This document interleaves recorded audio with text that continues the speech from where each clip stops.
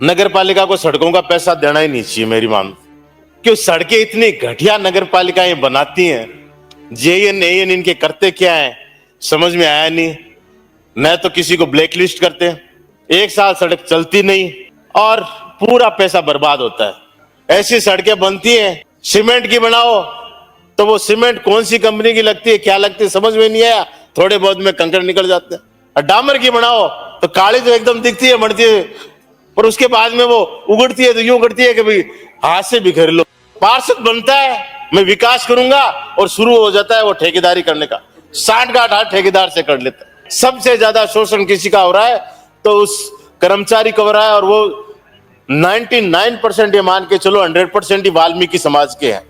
मजे की बात देखो कि मंदिरों की जमीनों में भी धर्मशाला मकान आवासीय परमिशन लेके बन गए और वो दुकानें 200, 300 दुकानें बन गई। घर बैठे कमाए 1500 रुपए प्रतिदिन, वो भी विदाउट इन्वेस्टमेंट। बस डाउनलोड करें बैंक साथी ऐप, फ्री ट्रेनिंग लेकर कमाना शुरू करें।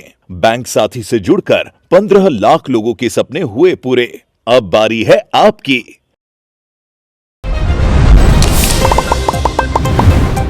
सबसे पहले तो कल हमारे वरिष्ठ सदस्य कालीचंद जी सराफ एक मांग उठाई कि हॉस्पिटल और जो ट्रॉमा सेंटर के बीच में अंडरपास बनाया जाए। उसी तर्ज पर मैं मंत्री जी से मांग करूंगा कि विधायक आवास और विधानसभा है उसके बीच में अंडरपास या कोई एलिवेटेड स्वचालित सीढ़ी बनाए, ताकि हमारे माननीय सदस्यों को आते हैं तो बड़ी दिक्कत होती है, बहुत ज्यादा ट्रैफिक इससे निकलता है।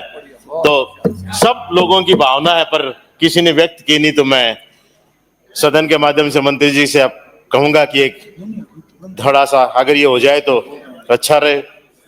बजट पेश किया पर थोड़ी सी शहरों के लोगों में बड़ी निराशा है कि पिछली बार गहलोत सरकार के समय हर बजट में नगर पालिका के आबादी के अनुसार 5, 7, 10 करोड़ रुपए सड़कों के लिए दिए जाते थे, जिससे शहर की सड़कों में सुधार हो चुके। पर इस बार भी पिछली बार की तरह कोई भी अलग से बजट सड़कों के लिए किसी भी नगर पालिका परिषद निगम के लिए नहीं दिया गया है कि एक मुश्त बजट हो जिससे वहां का हो, और बहुत बड़ी ये निराशा है। तो मेरी सरकार से मांग है कि हर नगर पालिका का आबादी के हिसाब से अलग से जो बजट देने का प्रावधान था उसको जारी रखा जाए ताकि सड़कें सुधरे, क्योंकि किस तरह से आप जानते हैं कि सड़कें सीवरेज में और में टूट रही हैं। और वैसे तो नगर पालिका को सड़कों का पैसा देना ही नहीं चाहिए मेरी मान। क्यों सड़कें इतनी घटिया नगर पालिकाएं बनाती हैं, जेएन एएन इनके करते क्या है समझ में आया नहीं। न तो किसी को ब्लैक लिस्ट करते हैं, एक साल सड़क चलती नहीं और पूरा पैसा बर्बाद होता है। सड़कें बनानी हो तो नगर पालिका मॉनिटर करे, पीडब्ल्यूडी और कोई एजेंसी बनाए ताकि गुणवत्ता की सड़कें बने, थोड़ी चले 5-10 साल। वरना नगर पालिका में क्या हो गया, सारे पार्षद हो गए ठेकेदार, पूरा मिलीभगत का काम हो गया। ऐसी सड़कें बनती हैं, सीमेंट की बनाओ तो वो सीमेंट कौन सी कंपनी की लगती है क्या लगती है समझ में नहीं आया, थोड़े बहुत में कंकड़ निकल जाते हैं। और डामर की बनाओ तो काली तो एकदम दिखती है मरती है, पर उसके बाद में वो उगड़ती है तो यूं उगड़ती है कि भाई हाथ से बिखेर लो। और एक नगर पालिका की बात नहीं है, नगर पालिकाओं में सब जगह ये हो गया, पार्षद बनता है मैं विकास करूंगा और शुरू हो जाता है वो ठेकेदारी करने का, 60-गांठ हाथ ठेकेदार से कर लेता है। इसलिए कॉन्सेप्ट बंद करके पीडब्ल्यूडी या इस तरह की एजेंसियों से बनवाए ताकि सड़कें ढंग से बने, बढ़िया बने और चले, इसलिए बहुत जरूरी है। तीसरी बात कि नगर पालिकाओं में स्टाफ की बहुत कमी होगी। एक तो नगर पालिकाएं डबल हो गई, जिस तरह से नई नगर पालिकाएं क्रमोन्नत पंचायतों को क्रमोन्नत किया गया तो स्टाफ वहीं का वहीं पड़ा है, काम बढ़ गए, स्टाफ है नहीं, लोगों को बहुत भारी परेशानी है। सफाई कर्मचारियों की भर्ती लगातार स्थगित होती जा रही है, एक बार हमारे राज्य में स्थगित होगी, 2 बार और स्थगित होगी।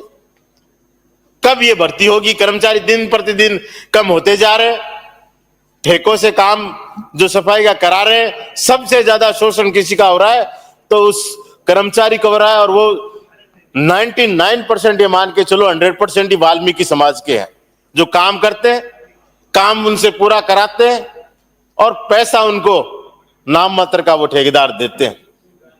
इसलिए इस भर्ती को तुरंत करें और भर्ती में सरकार को किसी तरह नियम में संशोधन करना पड़े, कुछ भी करना पड़े, पर कोशिश यही करें कि 100 वाल्मीकि समाज में आए।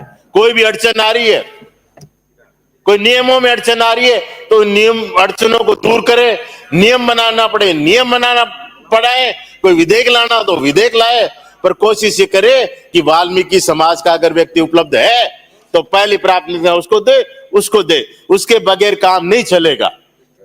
दूसरे लोगों का लगाते हैं, पिछली बार भर्ती में लगे हुए हैं कुछ कर्मचारी, एक भी कर्मचारी सफाई का काम नहीं करता, या तो वो ड्राइविंग करता है, या नगर पालिका में बैठ के बाबूगरी करता है, या किसी अफसर के वहां घर पे काम करता है, या और कोई काम करता है, पर नाले में उतरकर सफाई कोई नहीं करता, सड़कों पे जाके सफाई एक भी व्यक्ति नहीं करता। तो जब वो काम करते ही नहीं तो अपन क्यों उनको लगाए?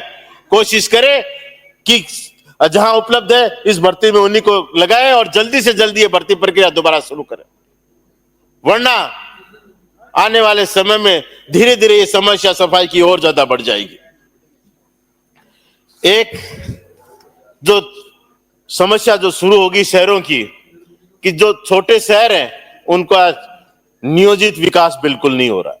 पुराने जो शहर बसे हुए हैं वहीं पुराने मकान टूट रहे हैं और उनकी जगह कॉम्प्लेक्सेस बने जा रहे हैं बिना नियमों के, बिना कोई पालना किए, पूरे धड़ल्ले से कॉमर्शियल कॉम्प्लेक्स बन रहे। और उन कॉम्प्लेक्सों में सबसे बड़ी समस्या तो पहले आती है, पार्किंग का कोई प्रावधान नहीं करते। दूसरा, सेटबैक उसमें छोड़ते नहीं। सड़कें आप जानते हो पुराने शहरों की कैसे होती है, हर शहर की सड़क पुरानी सड़कों के। मेरी नगर परिषद सुजानगढ़ की बात नहीं कर रहा, पूरे नगर पालिका कर रहा है। सुजानगढ़ के नगर परिषद का भी यही हाल है, धड़ल्ले से कॉमर्शियल कॉम्प्लेक्स बनते जा रहे हैं और उन सड़कों पे बन रहे हैं जो 20 फुट 30 फुट चौड़ी सड़कें मुश्किल से है, वाहन वहां से कोई निकल नहीं सकता। पार्किंग उन कॉम्प्लेक्सों की पूरी सड़क पे रहती है, कोई गुजर वहां नहीं सकता। पूरा अवैध निर्माण इसलिए है कि उनकी परमिशन लेते हैं आवासीय की, आवासीय के नाम पे वो कॉम्प्लेक्स खड़े होते हैं और उसके बाद में वो बिक जाते हैं, दुकानें बिक जाती है, बेचने वाला अपना पल्ला झाड़ लेता है और उसके बाद में उसका कोई दौड़ी दौड़ नहीं। शिकायत करो तो एक बार उनको सीज भी कर देते हैं, डीएलबी से वो सील खुलवा देते हैं कि सशर्त सील खोली जाती है। जो शर्तें हैं वो शर्तें कभी पूरी होती नहीं, वो सील भी खुल जाती है, कोई शर्तों को पालना भी नहीं करता, कोई नहीं देखता उसके बाद में। वहां के प्रशासन से शिकायत करो, डीएलबी के आदेश है, उन्होंने कहा है खोल दो। अरे उन्होंने तो सशर्त खोलने की परमिशन दी है, डीएलबी उसके बाद में उनकी तरफ देखती नहीं है और वो बड़े बड़े कॉम्प्लेक्स बन जाते हैं और धड़ल्ले से दुकानें चल रही। मजे की बात देखो कि मंदिरों की जमीनों में भी धर्मशाला मकान आवासीय परमिशन लेके बन गए और वो दुकानें 200 300 दुकानें बन गई वहां और वो बिकने जा रही हैं। अब कोई पूछने वाला नहीं है, एक बार रुकी वापस शुरू होगी। और मंदिरों को तो छोड़ दो, आवासीय कोई कहता है कि आवासीय बन रही है, धर्मशाला बन रही है और थोड़े दिन बाद में पता चलेगा कि सबके शटर लग जाएंगे और सारी की सारी दुकानें बन जाएंगी।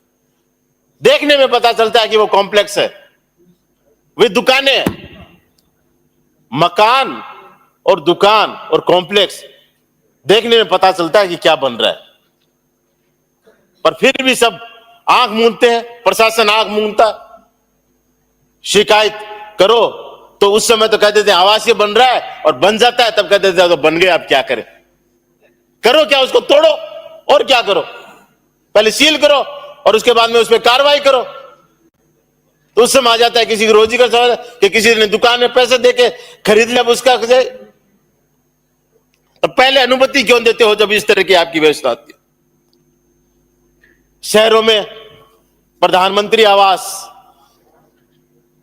का एक अभियान चल रहा है, गांव में तो ये सफल हो रहा है पर शहर में नहीं हो पा रहा, क्योंकि जिसको भी प्रधानमंत्री आवास की जरूरत पड़ती है गरीबों की और की समस्या आती है पट्टे की, क्योंकि वो लोग बसे हुए हैं बाहर के एरिया में और में उनको पट्टा मिल नहीं पाता, उन गरीबों को उस प्रधानमंत्री आवास का हक नहीं मिलता।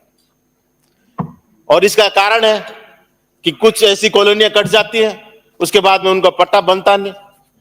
बात मैं कॉम्प्लेक्सों की कर रहा था, तो कॉम्प्लेक्सों में तो कोई कार्रवाई नहीं करता, पर कोई काश्तकार के खेत में, कोई ढाणी में कोई मकान और बनाता है शहर के पास में, तो उसमें जरूर कार्रवाई कर देते हैं। क्या आप मकान बना रहे हो बिना उसको कन्वर्जन कराए? अरे वो खेत वाला काहे का कन्वर्जन कराएगा, काहे का कराएगा? शहर के पास में खेत है, आबादी घर में बढ़ रही है, लोगों की बढ़ रही है, एक की चार, चार के अब 16 हो गए, वो अपने मकान बना रहे, पर उन पे जरूर कार्रवाई कर देते, उनको तोड़ने पड़ जाते हैं, पर इन कॉमर्शियल कॉम्प्लेक्सों को तोड़ने के लिए कोई नहीं पहुंचता। बहुत बड़ी ये दुविधा है। एक बात अभी कल ही मैंने स्थगन के माध्यम से मुद्दा उठाया कि ढाणियों में जो 8-10 किलोमीटर का एरिया है, एक भी बसावट नहीं है, अलग अलग ढाणियों में लोग रहे, नया गांव बनाया, उसको तो आप नगर पालिका विधासन में शामिल कर रहे हो, पर जिसकी हम मांग कर रहे हैं भाखड़ा कॉलोनी, पूरी कॉलोनी शहर में है, सुजानगढ़ शहर में, उसको आप नगर परिषद में शामिल नहीं कर रहे हो। जमालपुरा पूरा शहर में बसा हुआ है, शामिल नहीं कर रहे हो। खानपुर पूरा शहर में बसा हुआ है, शामिल नहीं करो। डीवाईएसपी और उसके आसपास की कॉलोनियां है, गोपाल शर्मा, वो पूरा शहर में बस का भाग है, पर उसको आप शामिल नहीं कर रहे हो।